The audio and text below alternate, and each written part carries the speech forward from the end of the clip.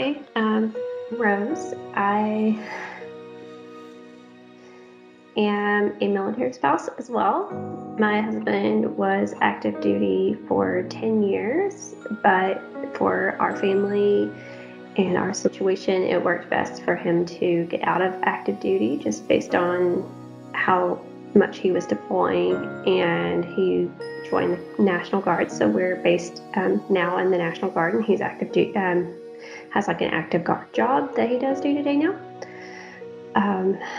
For 9/11, I just will never forget the day because I was a senior in high school and I was transitioning from my first period class to my second class, and one of my friends ran up to me and they were just completely distraught, and she told me, "Do you remember where we went?" Because we had gone to see the towers for our 8th grade trip. We went to New York and we toured the World Trade Center. And she was like, the towers are gone. And I was like, what are you talking about? We went to our second period class. The news was on. Every classroom had the news channels. And just seeing the smoke and flames and the chaos, and just remembering like we were there just a few years before when we were for 8th grade, and now they were gone. And it was very, as a senior in high school, it was a lot to process. And at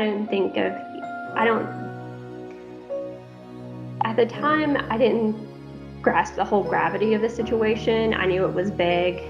I knew this was, something big happening, but I didn't realize how much it would personally impact my life, because I hadn't met my husband yet and things like that. And just that day, it was very emotional. And going forward, like, I worked at a gas station at the time, and that day we had, it came down the line like, hey, we have to ration gas or whatever.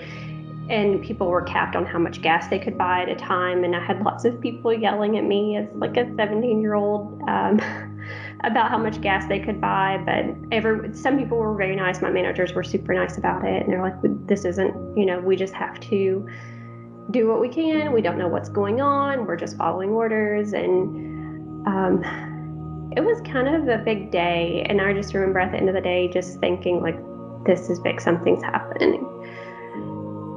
Going forward, I met my husband, and whenever we first got married, he told me, I think I'm going to join the military. And I was like, oh, okay, yeah, that sounds cool. That's what we were going to do. We talked about it and decided that was the career path for him together. And then he joined the military about 6 months after we got married. And then since then, he has been on 4 deployments to Iraq and Afghanistan and Kuwait. And just all the times, like what some of the other spouses have already mentioned, being unsure of the early days, like when we were going to get those telephone calls, and, the once a week, having a little staticky call come through was just really hard to process. But now being on the other side of it and all the memories and things, and then hearing my now teenage children talk about 9/11 and their viewpoint, it's really interesting to hear like all the ways it's being taught and all the things that they're hearing about it, whereas we all lived in that moment of history. And for good or bad, it was something that we saw firsthand and experienced, and we're able to recall our stories and tell them our personal viewpoints of it. And then just thinking about the first responders at those days after 9/11 and seeing on the news all the things that they did, searching for days and weeks and finding people, and going and talking to all the police officers, and firefighters helping to rescue people or having to deliver news. It had to be some of the most difficult days of their life. And I couldn't even imagine what those first responders went through in those days following 9/11.